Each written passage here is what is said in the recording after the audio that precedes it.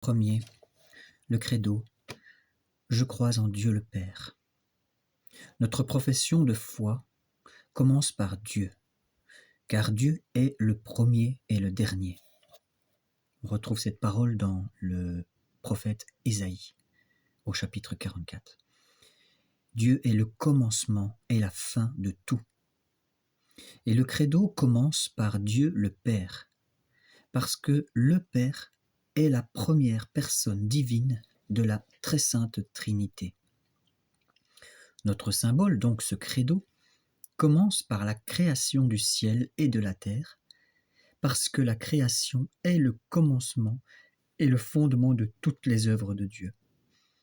Et l'article 1 de ce credo, c'est dit « Je crois en Dieu le Père Tout-Puissant, Créateur du ciel et de la terre. » Je crois en Dieu. Cette première affirmation de la profession de foi est aussi la plus fondamentale. Tout ce credo parle de Dieu, et s'il parle aussi de l'homme et du monde, il le fait par rapport à Dieu. Les articles du credo que nous récitons tous les dimanches dépendent tous du premier, « Je crois en Dieu », tout comme les commandements explicitent le premier. Les autres articles nous font mieux connaître Dieu tel qu'il s'est révélé progressivement aux hommes. Mais les fidèles font d'abord profession de croire en Dieu. Je crois en un seul Dieu. Et c'est avec ces paroles que commence le symbole de Nicée-Constantinople, la confession de l'unicité de Dieu, qui a sa racine dans la révélation divine de l'Ancienne Alliance, donc l'Ancien Testament. Eh bien, cette confession-là de l'unicité de Dieu est inséparable de celle de l'existence de Dieu et tout aussi fondamentale. Dieu est unique. Il n'y a qu'un seul Dieu. La foi chrétienne confesse qu'il y a un seul Dieu par nature, par substance et par essence. À Israël, son peuple élu, Dieu s'est révélé comme l'unique. Dans le commandement, dans le livre du Deutéronome, il est écrit « Écoute Israël, le Seigneur notre Dieu est le Seigneur un. Tu aimeras le Seigneur ton Dieu de tout ton cœur, de tout ton être, de toute ta force. » Puis par les prophètes, Dieu appelle Israël et toutes les nations à se tourner vers lui, l'unique. « Tournez-vous vers moi et vous serez sauvés, tous les confins de la terre, car je suis Dieu et il n'y en a pas d'autre. Oui, devant moi, tout genou fléchira, par moi jurera toute langue en disant « En Dieu seul sont la justice et la force. » Ce verset est trouvé dans le chapitre 45 du prophète Ésaïe. Jésus lui-même confirme que Dieu est l'unique Seigneur et qu'il faut l'aimer de tout son cœur, de toute son âme, de tout son esprit et de toutes ses forces. Il dit ça dans l'évangile de Marc. Il laisse en même temps entendre qu'il est lui-même le Seigneur. Alors reconnaître que Jésus est Seigneur est le propre de la foi chrétienne. Cela n'est pas contraire à la foi en Dieu l'unique, car croire en l'Esprit Saint, qui est Seigneur et qui donne la vie, n'introduit aucune division dans le Dieu unique. Dans le Concile de Latran, nous lisons « Nous croyons fermement et nous affirmons simplement qu'il y a un seul vrai Dieu, immense et immuable, incompréhensible, tout-puissant et ineffable, Père et Fils et Saint-Esprit. Trois personnes, mais une essence, une substance ou nature absolument simple. »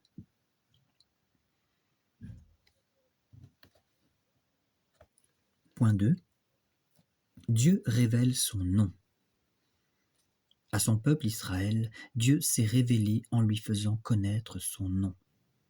Le nom exprime l'essence, l'identité de la personne et le sens de sa vie. Dieu a un nom. Il n'est pas une forme anonyme. Livrer son nom, c'est se faire connaître aux autres. C'est en quelque sorte se livrer soi-même en se rendant accessible, capable d'être connu plus intimement et d'être appelé personnellement. Dieu s'est révélé progressivement et sous divers noms à son peuple. Mais c'est la révélation du nom divin faite à Moïse, quand il apparaît dans le buisson ardent, au seuil de l'Exode et de l'Alliance au Sinaï, qui s'est avérée être la révélation fondamentale pour l'Ancienne et la Nouvelle Alliance. Dieu appelle Moïse du milieu d'un buisson qui brûle sans se consumer. Et Dieu dit à Moïse, « Je suis le Dieu de tes pères, le Dieu d'Abraham, le Dieu d'Isaac et le Dieu de Jacob. » Nous trouvons cette parole dans le livre de l'Exode au chapitre 3. Et Dieu est le Dieu des pères, celui qui avait appelé et guidé les patriarches dans leur pérégrination.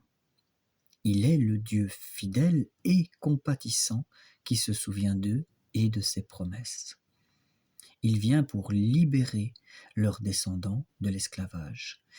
Il est le Dieu qui, par-delà l'espace et le temps, le peut et le veut, et qui mettra sa toute-puissance en œuvre pour ce projet. Et Dieu s'affirme encore plus précisément. Il dit « Je suis celui qui suis » ou l'Éternel. Moïse dit à Dieu, dans l'Exode, « Voici, je vais trouver les Israélites et je leur dis, le Dieu de vos pères m'a envoyé vers vous, mais s'ils me disent, quel est son nom, que leur dirai-je » Et Dieu dit à Moïse, « Je suis celui qui suis. » Et il dit, « Voici ce que tu diras aux Israélites. Je suis, m'a envoyé vers vous. C'est mon nom pour toujours. C'est ainsi que l'on m'invoquera de génération en génération. » Fin de citation de l'Exode. En révélant son nom mystérieux de Yahvé, ou « Je suis celui qui est », ou « Je suis celui qui suis », ou encore « Je suis qui je suis », eh bien, Dieu dit qui il est et de quel nom on doit l'appeler. Ce nom divin, Yahvé, en hébreu, est mystérieux, comme Dieu est mystère. Il est tout à la fois un nom révélé et comme le refus d'un nom. Et par là même, il exprime le mieux Dieu comme ce qu'il est, infiniment au-dessus de tout ce que nous pouvons comprendre ou dire. Il est le Dieu caché, nous dit le prophète Ésaïe 45. Son nom est ineffable, nous disent les juges. Et il est le Dieu qui se fait proche des hommes. En effet, en révélant son nom, Dieu révèle en même temps sa fidélité qui est de toujours et pour toujours, valable pour le passé, en disant « Je suis le Dieu de tes pères », et comme valable pour l'avenir, « Je serai avec toi ». Dieu qui révèle son nom comme « Je suis », se révèle comme le Dieu qui est toujours là, présent auprès de son peuple pour le sauver. Devant la présence attirante et mystérieuse de Dieu, l'homme découvre sa petitesse. Devant le buisson ardent, Moïse ôte ses sandales et se voile le visage, face à la sainteté divine. Dieu, 3 fois saint. Et devant cette gloire du Dieu 3 fois saint, Ésaïe s'écrie « Malheur à moi, je suis perdu, car je suis un homme aux lèvres impures. » Ce prophète Ésaïe est un homme aux lèvres impures lorsqu'il voit la gloire de Dieu. Devant les signes divins que Jésus accomplit, Pierre s'écrie « Éloigne-toi de moi, Seigneur, car je suis un pécheur. » Mais parce que Dieu est saint, il peut pardonner à l'homme qui se découvre pécheur devant lui. Il dit dans le prophète Osée, « Je ne donnerai pas ma gloire à un autre.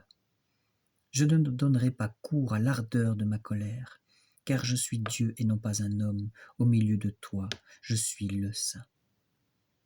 L'apôtre Jean dira de même, devant lui, nous apaiserons notre cœur. Si notre cœur venait à nous condamner, car Dieu est plus grand que notre cœur, et il connaît tout. Trouvons cette parole dans la première lettre de Jean. Par respect pour sa sainteté, le peuple d'Israël ne prononce donc pas le nom de Dieu. Dans la lecture de l'Écriture sainte, le nom révélé est remplacé par le titre divin de Seigneur, ou en hébreu Adonai et en grec Kyrios. Et c'est sous ce titre que sera acclamée la divinité de Jésus. Jésus est Seigneur. Dieu est aussi un Dieu de tendresse et de pitié. Après le péché d'Israël, qui s'est détourné de Dieu pour adorer le veau d'or, Dieu écoute l'intercession de Moïse et accepte de marcher au milieu d'un peuple infidèle, manifestant ainsi son amour. À Moïse, qui demande de voir sa gloire, Dieu répond « Je ferai passer devant toi toute ma bonté, et je prononcerai devant toi le nom de Yahvé. » Exode 33.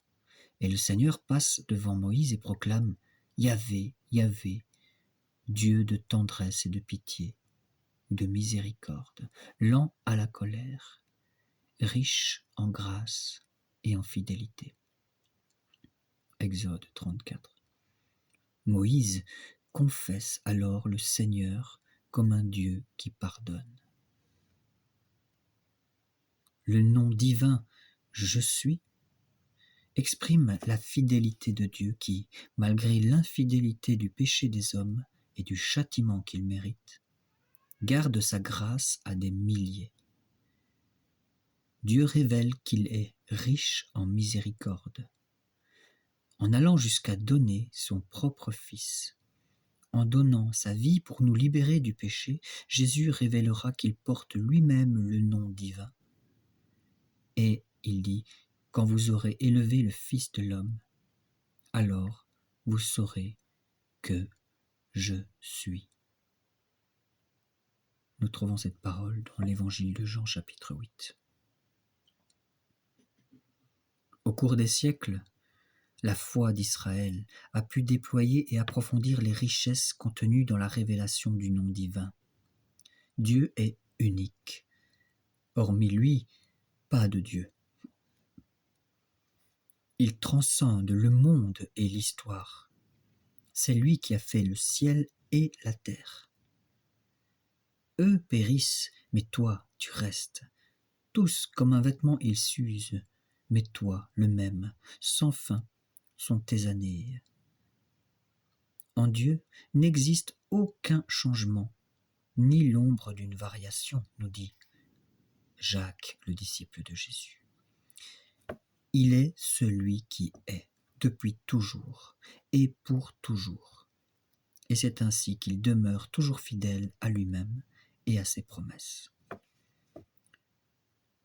La révélation du nom ineffable « Je suis celui qui suis » contient donc la vérité que Dieu seul est. C'est en ce sens que déjà la traduction des Septante et à sa suite la tradition de l'Église ont compris le nom divin, c'est-à-dire que Dieu est la plénitude de l'être et de toute perfection, sans origine et sans fin. Alors que toutes les créatures ont reçu de lui tout leur être et leur avoir, lui seul est son être même, et il est de lui-même tout ce qu'il est. Ensuite, Dieu, celui qui est vérité et est amour. Il s'est révélé à Israël comme celui qui est riche en grâce et en fidélité, et ces deux termes expriment de façon condensée les richesses du nom divin. Dans toutes ses œuvres, Dieu montre sa bienveillance, sa bonté, sa grâce, son amour, mais aussi sa fiabilité, sa constance, sa fidélité, sa vérité. Je rends grâce à ton nom pour ton amour et ta vérité, nous dit le psaume 138. Il est la vérité, car Dieu est lumière. En lui, pas de ténèbres, nous dit l'apôtre Jean. Il est amour. Dieu est amour, nous dit Jean dans sa lettre. Mais Dieu est aussi vérité. Vérité, le principe de ta parole pour l'éternité, tes justes jugements. Psaume 119. Oui, Seigneur Dieu, c'est toi qui es Dieu. Tes paroles sont vérité. 2 Samuel 7. C'est pourquoi les promesses de Dieu se réalisent toujours. Dieu est la vérité même. Ses paroles ne peuvent tromper. C'est pourquoi on peut se livrer en toute confiance à la vérité et à la fidélité de sa parole en toutes choses. Le commencement du péché et de la chute de l'homme fut un mensonge du tentateur qui induit à douter de la parole de Dieu, de douter de sa bienveillance et douter de sa fidélité. Mais la vérité de Dieu est sa sagesse, qui commande tout l'ordre de la création et du gouvernement du monde. Dieu qui, seul, a créé le ciel et la terre, peut seul donner la connaissance véritable de toute chose créée dans sa relation à lui. Dieu est vrai aussi quand il se révèle. L'enseignement qui vient de Dieu est une doctrine de vérité, nous dit le prophète Malachie, chapitre 2. Quand il enverra son Fils dans le monde, Jésus, ce sera pour rendre témoignage à la vérité. Nous savons que le Fils de Dieu est venu et qu'il nous a donné l'intelligence afin que nous connaissions le véritable. C'est encore l'apôtre Jean dans sa lettre au chapitre 5. Enfin, Dieu est amour. Au cours de son histoire, Israël a pu découvrir que Dieu n'avait qu'une raison de s'être révélé à lui et de l'avoir choisi parmi tous les peuples pour être à lui son amour gratuit. Et Israël de comprendre, grâce à ses prophètes, que c'est encore par amour que Dieu n'a cessé de le sauver et de lui pardonner son infidélité et ses péchés. Nous trouvons ça dans le prophète Ésaïe. Et l'amour de Dieu pour Israël est comparé à l'amour d'un père pour son fils, dans le prophète Osée.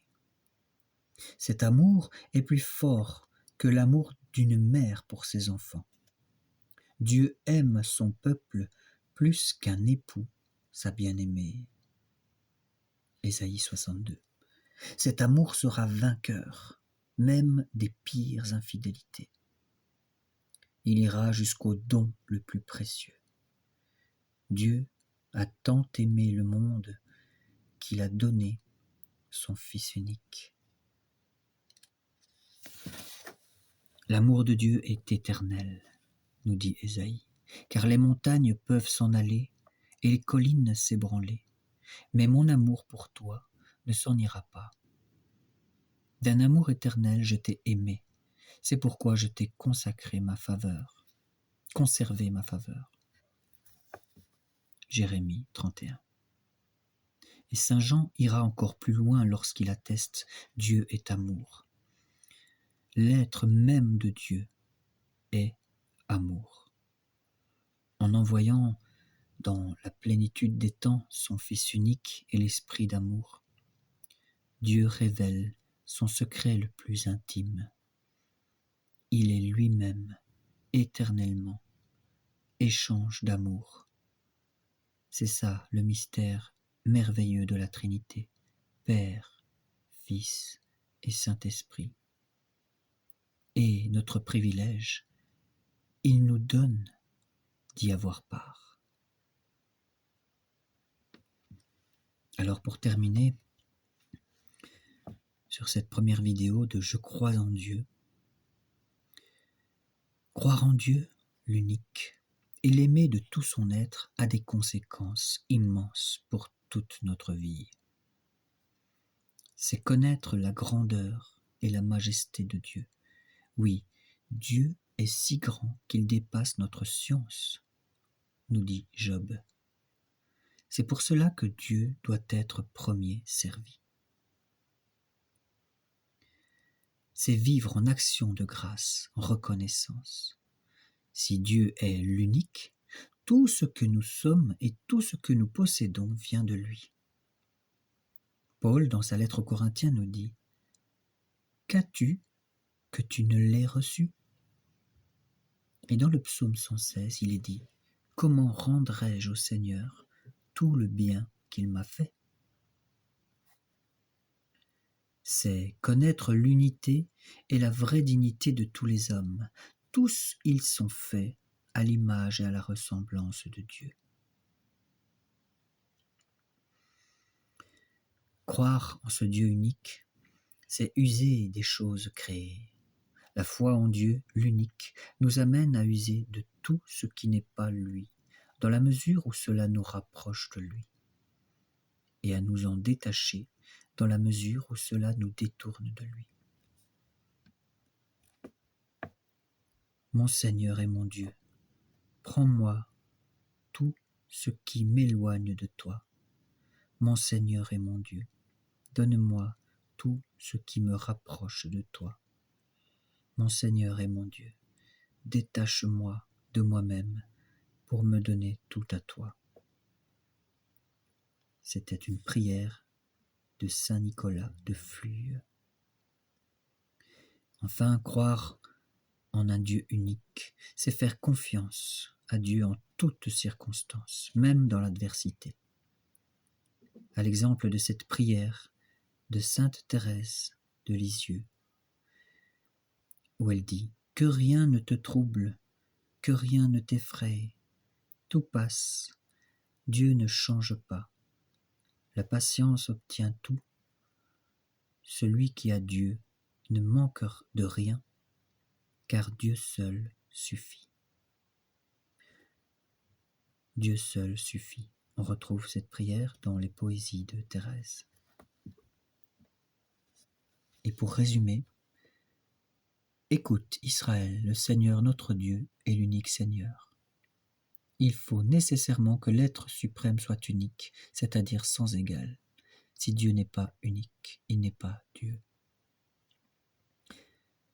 Deuxième point, la foi en Dieu nous amène à nous tourner vers lui seul, comme vers notre première origine et notre fin ultime, et ne rien lui préférer ou lui substituer.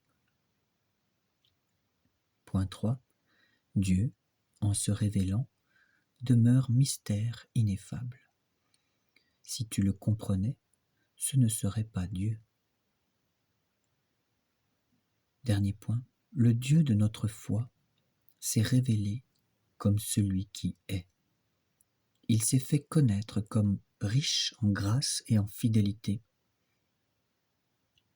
Son être même est vérité et amour.